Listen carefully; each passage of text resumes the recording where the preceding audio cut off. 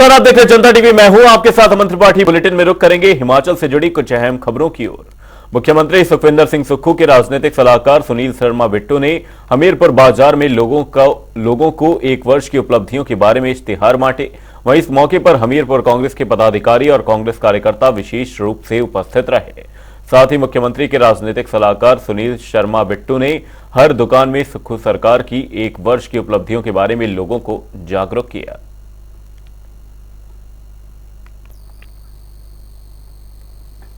कांग्रेस के पदाधिकारी इस दौरान मौजूद रहे। आपको बता दें, हमीरपुर से खबर सामने, जहां पर कांग्रेस कार्यकर्ता विशेष रूप से उपस्थित रहे, जहां पर सीएम सुक्खू के कार्यों से लोगों को जागरूक किया गया, उपलब्धियों के बारे में जानकारी दी गई। सीएम के राजनीतिक सलाहकार सुनील शर्मा बिट्टू ने उपलब्धियां गिनवाई, साथ ही एक वर्ष की उपलब्धियों में इश्तिहार बांटते नजर आए।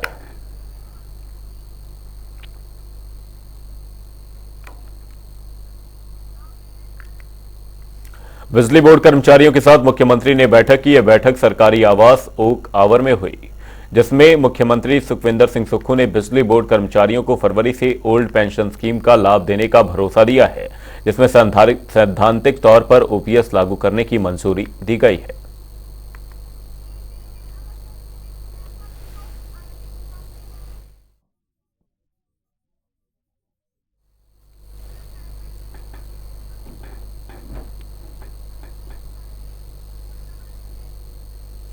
बाईस जनवरी को रामलला प्राण प्रतिष्ठा को लेकर बीजेपी कार्यकर्ताओं के साथ अब देशवासियों में भी खासा उत्साह है। बीजेपी कार्यकर्ता इन दिनों जिला के मंदिरों में जाकर स्वच्छता अभियान चला रहे हैं, जिसमें बीजेपी कार्यकर्ताओं और पदाधिकारियों ने सोलन पुलिस लाइन में स्थित प्रसिद्ध सिद्धेश्वरी मंदिर में स्वच्छता अभियान चलाया और मंदिर परिसर के आसपास साफ सफाई की।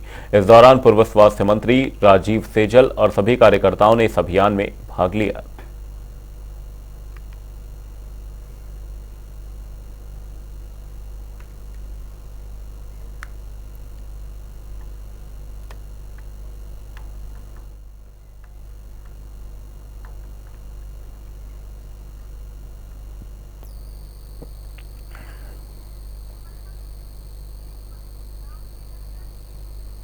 आज देश भर में अयोध्या राम मंदिर निर्माण की चर्चा है, लेकिन इस निर्माण के पीछे संघर्ष में एक महत्वपूर्ण तारीख है। 6 दिसंबर 1992 ये वो महत्वपूर्ण तारीख है जब राम मंदिर निर्माण के बीच पड़े। उस बड़ी घटना के प्रत्यक्षदर्शी अजय श्रीवास्तव ने जनता टीवी से खास बातचीत की, साथ ही उस समय की खास परिस्थितियों का हाल बताया। पूरा भारत इस वक्त राम के रंग में रंगा हुआ है और वजह है कि 22 जनवरी को अयोध्या में भगवान राम के बाल रूप के विग्रह की स्थापना होगी। और लेकिन ये पूरा जो संघर्ष है ये लंबे कई वर्षों से चलता आया है और इसमें एक महत्वपूर्ण घटना तब हुई जब विवादित ढांचा या बाबरी मस्जिद को ढाया गया। और उस वक्त के एक प्रत्यक्षदर्शी हमारे साथ यहाँ पर मौजूद है, प्रोफेसर अजय श्रीवास्तव। स्वागत है आपका। और आपने खुद उस मंजर को देखा, क्या उस समय की स्थिति थी और किस तरह से जो है ये पूरा प्रकरण हुआ? मैं 1983 से इस आंदोलन के साथ जुड़ा रहा और वहाँ पे कई बार गया, पत्रकार के नाते भी वहाँ पर रिपोर्टिंग की और जब रामलला ताले में बंद थे तब भी देखा। लेकिन 6 दिसंबर वाली घटना जो हुई वो एक भारत के 500 सालों के इतिहास में निर्णायक मोड़ था, जब विवादास्पद ढांचे को प्राप्त करने की, श्री राम जन्मभूमि का भव्य मंदिर बनाने की सारी कोशिशें जो वैधानिक थी, पुलिस के जरिए, न्यायालय के जरिए, वो जब सारी फेल हो गई तो लोगों में राम भक्तों में आक्रोश था। और वो राम भक्त हिंदू समाज से सनातनी भी थे, सिख पंथ के भी थे और अन्य सभी जो हमारे पंथ, उपपंथ, जातियां, उपजातियां, सभी के मन में आक्रोश था। तो 6 दिसंबर को जब वहां पर कार सेवा के लिए आह्वान किया गया तो बड़े पैमाने पर लोग वहां पर उपस्थित हुए और देखते ही देखते कुछ घंटों में वो बाबरी ढांचा जो था, विवादास्पद ढांचा, उसको ढहा करके लोगों के आक्रोश ने समतल कर दिया। वो समतल अगर नहीं किया जाता उस दिन और हम सिर्फ कानून का सहारा लेकर के ये सोचते कि सुप्रीम कोर्ट ही सर्वोच्च है, कोई शक नहीं है, सुप्रीम कोर्ट सर्वोच्च है और इसके सारे आदेश मान्य हैं, लेकिन जब अन्याय की सीमा लांघ जाए तो लोगों का आक्रोश सुप्रीम कोर्ट के में इंतजार करने की बजाय ढांचा ढहाने में उनकी ऊर्जा लग गई।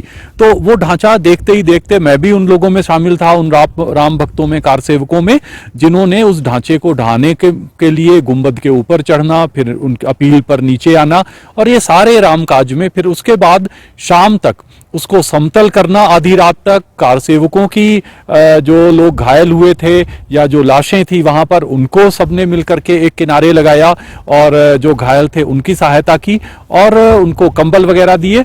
और ये सारी परिस्थितियां जो थी वो इसलिए उत्पन्न हुई कि लोगों के धैर्य की और लोकतंत्र में विश्वास की जो सीमा थी वो उस समय की सरकारों ने और माननीय उच्च न्यायालय से लेकर के हाई कोर्ट ने, सबने जो है एक जो है उसका धैर्य की जो है परीक्षा ली थी। तो जनता का आक्रोश था और वो ढांचा टूट गया। उस समय आपकी उम्र क्या रही होगी? और क्योंकि राम का बुलावा ऐसा आया कि आप हिमाचल से जाकर सीधे अयोध्या पहुंचे, और उस समय मौजूद उस वक्त पर कौन ऐसी बड़ी हस्तियां भी उस समय मौजूद थी जिनका आज नाम जो है पूरे भारत में अगर देखा जाए? देखिए, जब मैं पहली बार गया था अयोध्या, 19 वर्ष की आयु थी 1982 में। फिर कार सेवा, उसके बाद भी जाता रहा, लेकिन कार सेवा में गया 1992 में। मैं हिमाचल में धर्मशाला में जनसत्ता समाचार पत्र का रिपोर्टर था। यहां से मैं छुट्टी लिए बिना, क्योंकि छुट्टी मुझे नहीं मिलती अपने अखबार से, तो मैं छुट्टी लिए बिना चला गया था। और वहां पर उस समय जो मंच बना था, उस मंच पर माननीय लालकृष्ण आडवाणी जी, आज के प्रधानमंत्री माननीय नरेंद्र मोदी जी, मुरली मनोहर जोशी जी, श्री अशोक सिंघल जो अब नहीं है, आचार्य गिरिराज किशोर और अन्य अनेक लोग थे जिनको कि लोग जानते हैं। और आज के जो सबसे प्रमुख व्यक्ति हैं, आज भी मुझे वो दृश्य याद है जब नरेंद्र मोदी जी आडवाणी जी के ठीक साथ में पीछे की तरफ खड़े थे। तो ये लोग वहां पर उपस्थित थे और इन लोगों का ये कहना था कि ढांचा ना तोड़ा जाए तो अच्छा है, लेकिन लोगों ने इनकी बात नहीं मानी। उनको लगा कि ये भी हमारे साथ अन्याय है कि एक प्रतीकात्मक कार सेवा के लिए हमें बुलाया गया है, ये अन्याय है।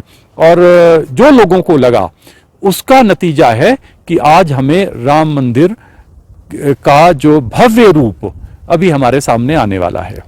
बहुत बहुत शुक्रिया हमसे बातचीत करने के लिए। तो ये थे प्रोफेसर अजय श्रीवास्तव, जो प्रत्यक्षदर्शी थे उस मौके के जब बाबरी मस्जिद या विवादित ढांचे को ढाया गया, और आज वहां पर भव्य राम मंदिर बनने जा रहा है। रॉबिन शर्मा, जनता टीवी, शिमला।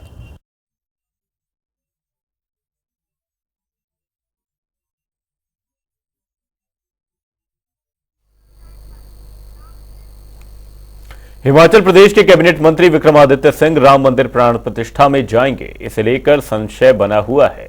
अब इस मामले पर राजनीति भी होने लगी है। चंद रोज पहले विक्रमादित्य सिंह ने एक बयान दिया था कि वो राम मंदिर जाएंगे, जरूर जाएंगे, लेकिन कब जाएंगे यह तय नहीं है। अब इसी को लेकर बीजेपी के नेता प्रतिपक्ष जयराम ठाकुर ने बयान दिया। उन्होंने कहा कि विक्रमादित्य सिंह सनातनी हैं और देवी देवताओं में विश्वास रखते हैं, इसलिए वो इस समारोह में जरूर जाएंगे। उन्होंने कहा कि बीजेपी का विरोध करते करते कांग्रेस प्रभु श्री राम का विरोध करने लग गई है, जो कि दुर्भाग्यपूर्ण है। मुझे पूरा भरोसा है वो सनातन को सम्मान करते हैं, हिंदू धर्म का सम्मान करते हैं, उनकी श्रद्धा है, व्यक्तिगत आस्था है और इस बात को उन्होंने जाहिर किया है। वो निश्चित रूप से जाएंगे, मैं ऐसी उम्मीद करता हूं। अभी मुझे लगता है कि अभी बहुत जल्दबाजी होगी कुछ बात कहने से, लेकिन मैं इस बात को लेकर के हैरान हूं कि कांग्रेस पार्टी या विपक्ष के हमारे दल इस प्रकार से निर्णय करने के लिए बैठ गया कि कोई नहीं जाएगा। ये व्यक्तिगत श्रद्धा का विषय है, व्यक्तिगत आस्था का विषय है और जिसको किसी भी राजनीतिक दल को नहीं रोकना चाहिए। जो जाना चाहता है उनको जाना चाहिए, ये अगर कहते तो मुझे लगता कि अच्छा होता है। लेकिन हम पूरे देश भर में इस बात को देख रहे हैं कि कांग्रेस पार्टी भारतीय जनता पार्टी का विरोध करते करते भगवान रामचंद्र जी का विरोध करने पर आ गई है। ये बहुत दुर्भाग्यपूर्ण परिस्थिति है और मैं उम्मीद करता हूं कि जो कांग्रेस के नेता इस कारण से दिग्भ्रमित हैं, वो उनको भगवान रामचंद्र जी सद्बुद्धि दे। और निश्चित रूप से मेरा ये मानना है कि कांग्रेस पार्टी को ये फैसला जो लिया है उनने इस प्राण प्रतिष्ठा के कार्यक्रम का बहिष्कार करने का, ये उनको बहुत महंगा पड़ेगा। और मुझे इस बात की प्रसन्नता है कि इस बहाने मंदिरों में स्वच्छता के अभियान को आगे बढ़ाने के लिए हमारी पार्टी के, हमारे संगठन के ही लोग नहीं, पूरे देश भर में अलग अलग समाज के लोग आगे बढ़कर के काम कर रहे हैं। आगामी लोकसभा चुनाव के मद्देनजर हिमाचल प्रदेश में बीजेपी युवा मोर्चा ने वॉल पेंटिंग अभियान शुरू किया है, जिसमें बीजेपी युवा मोर्चा के कार्यकर्ता एक बार फिर से केंद्र सरकार को समर्थन देने की अपील प्रदेश की जनता से कर रहे हैं। बीजेपी युवा मोर्चा के कार्यकर्ताओं ने नाहन में वॉल राइटिंग अभियान चलाया। इस दौरान बीजेपी जिला अध्यक्ष विनय गुप्ता भी मौजूद रहे। भारतीय जनता पार्टी और पूरे देश की जनता ये चाहती है कि मोदी जी तीसरी बार देश के प्रधानमंत्री बने और भारतीय जनता पार्टी का प्रत्येक कार्यकर्ता पूरी लगन मेहनत से इस मिशन में लगा हुआ है। हमारा इस बार नारा है फिर एक बार मोदी सरकार और इस बार 400 के पार। और उस अभियान में पूरी भारतीय जनता पार्टी लगी हुई है और हर पोलिंग बूथ पे कम से कम 5 जगह युवा मोर्चा इस अभियान में वॉल राइटिंग करेगा। कृषि मंत्री चंद्र कुमार नूरपुर विधानसभा में सरकार गांव के द्वार कार्यक्रम के तहत बदूही पंचायत में हुए कार्यक्रम में शिरकत करते नजर आए, जिसमें कृषि एवं पशुपालन मंत्री चंद्र कुमार ने कहा कि समाज के सभी वर्गों का कल्याण और आर्थिक समृद्धि सुनिश्चित बनाना कांग्रेस पार्टी का मुख्य लक्ष्य है। प्रदेश सरकार ने व्यवस्था परिवर्तन की दिशा में अनेक ऐतिहासिक फैसले लेने के साथ उन्हें धरातल पर लागू किया है। एक बार जो सरकार गांव के द्वारा ये कार्यक्रम जो है वो हमने सारे हिमाचल प्रदेश में शुरू किया है और इस कार्यक्रम के तहत जो हमारी 1 साल की गतिविधि है सरकार की, उसके बारे में लोगों को जानकारी देनी है। और इसका विशेष महत्व ये है कि जो कुछ स्कीमें हम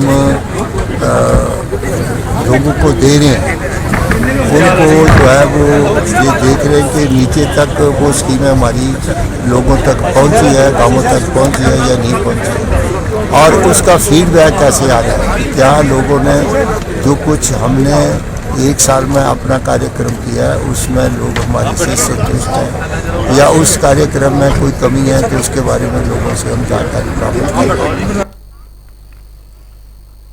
सरकार ने सरकारी स्कूलों में गेस्ट टीचर भर्ती करने का फैसला लिया, जिसको लेकर प्रदेश भर में इस फैसले का विरोध हो रहा है। वहीं छात्र संगठन अखिल भारतीय विद्यार्थी परिषद ने इस फैसले के विरोध में सड़कों पर उतर आई है और शिमला डीसी ऑफिस के बाहर धरना प्रदर्शन किया और सरकार से इस फैसले को वापस लेकर नियमित रूप से स्कूलों में शिक्षकों की भर्ती करने की मांग उठाई। साथ ही JOA IT 817 भर्ती का परिणाम जल्द घोषित करने की मांग भी की। जी गौरव, अखिल भारतीय विद्यार्थी परिषद हिमाचल प्रदेश विश्वविद्यालय इकाई अध्यक्ष। जी आज जो अखिल भारतीय विद्यार्थी परिषद का जो धरना प्रदर्शन किया जा रहा है, इसका मुद्दा हम सभी के ध्यान में है कि जो प्रदेश में मंत्रिमंडल की बैठक में प्रदेश सरकार ने एक फैसला लिया है अतिथि शिक्षक भर्तियों का, उसका विद्यार्थी परिषद पुरजोर विरोध कर रहा है। और जब से मंत्रिमंडल में फैसला लिया गया है उसके बाद विद्यार्थी परिषद ने लगातार चाहे ज्ञापनों के माध्यम से, हस्ताक्षर अभियान के माध्यम से प्रदेश सरकार को इस फैसले को वापस लेने की मांग की है। इसी के साथ साथ JOT 817 का मुद्दा, उसका रिजल्ट जो पेंडिंग पड़ा है उसका रिजल्ट जल्द से जल्द घोषित किया जाए, इसके लिए धरना प्रदर्शन किया जा रहा है। और विद्यार्थी परिषद ने इस धरने के माध्यम से ये मांग प्रदेश सरकार से की है कि जल्द से जल्द अतिथि शिक्षक भर्तियों के फैसले को वापस लिया जाए और जो JOT 817 का रिजल्ट पेंडिंग पड़ा है उसको वापस लिया जाए, क्योंकि सुप्रीम कोर्ट ने 9 नवंबर 2023 को इसको सरकार को आदेश दे दिए थे कि इनका रिजल्ट घोषित किया जाए। नगर निगम महापौर कार्यालय में सिटी 2.0 के तहत बैठक आयोजित की गई। बैठक में महापौर, आयुक्त सहित अन्य अधिकारी मौजूद रहे। बैठक में 38 करोड़ के प्रपोजल तैयार कर केंद्र सरकार को भेजने का फैसला लिया गया, जिसमें इलेक्ट्रिक वाहन खरीदने सहित शिमला शहर में भवनों के वेस्ट को रीयूज करने और प्लांट प्लांट लगाने और भरेयाल में आधुनिक तकनीक का बायोगैस प्लांट लगाने के साथ ही इलेक्ट्रिक वाहन खरीदना शामिल है, जिसमें हमने एक सिटीज 2.0 के उसमें एक बैठक रखी थी। इसमें 38 करोड़ के एस्टिमेट्स प्रपोजल्स कहेंगे हम उसको बना करके भेज रहे हैं, जिसमें हमारे बरियाल में प्लांट लग रहा है, उसको मॉडर्नाइज तरीके से उसको कैसे उसमें बायोगैस और दूसरी चीजें बने, उसमें 12 करोड़ का हमने प्रावधान का एक प्रपोजल भेजा है। कंस्ट्रक्शन ऑफ जो हमारा वेस्ट मटेरियल होता है और हमारे घरों के मकान जो रिकंस्ट्रक्ट करते हैं, जिसमें उसमें जो सारा वेस्ट होता है उसको रिसाइकिल करने के लिए, उसके प्लांट बनाने के लिए, चाहे उसका आप ईंटें बने, टाइल्स बने, और उसका एक इस तरह का एक प्रपोजल भी हम दे रहे हैं। उसको लगाने के लिए प्लांट का भी प्रपोजल हमने दिया है। मुख्यमंत्री सुखविंदर सिंह सुक्खू के राजनीतिक सलाहकार सुनील शर्मा बिट्टू ने हमीरपुर बाजार में लोगों को 1 वर्ष की उपलब्धियों के बारे में इश्तेहार बांटे। वहीं इस मौके पर हमीरपुर कांग्रेस के पदाधिकारी और कांग्रेस कार्यकर्ता विशेष रूप से उपस्थित रहे। साथ ही मुख्यमंत्री के राजनीतिक सलाहकार सुनील शर्मा बिट्टू ने हर दुकान में सुक्खू सरकार की 1 वर्ष की उपलब्धियों के बारे में लोगों को जागरूक किया। सरकार को लोगों तक पहुंचाने का जो उन्होंने बीड़ा उठाया है और जो हमें जिम्मेवारियां दी हैं कि हम गांव-गांव जाकर के, घर-घर जाकर के एक तो उनकी समस्याओं को जानेंगे और एडमिनिस्ट्रेशन के सहयोग से उन समस्याओं को तुरंत निपटारा करेंगे। और इसके साथ साथ हम लोगों को ये भी बताना चाहते हैं कि महज 1 साल में माननीय मुख्यमंत्री जी ठाकुर सुखविंदर सिंह सुक्खू जी के नेतृत्व में हिमाचल प्रदेश की सरकार ने एक बहुत ही सराहनीय कार्य किया है।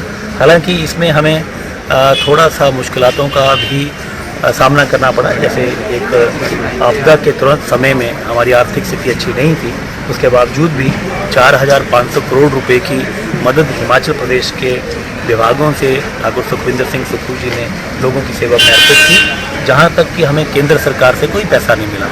तो इस तरीके से हम लोगों के बीच में जाकर के हमारा 1 साल के कार्यकाल की लोगों के साथ चर्चा कर रहे हैं, उनकी समस्याओं को जान रहे हैं और उनकी समस्याओं को तुरंत निपटारा करने के लिए ठाकुर सुखविंदर सिंह सुक्खू जी ने एक नई पहल की है, जिसमें सरकार गांव के द्वार सरकार लोगों के बीच में जाकर के एक सेवा में एक कदम और आगे बढ़ना चाहती है।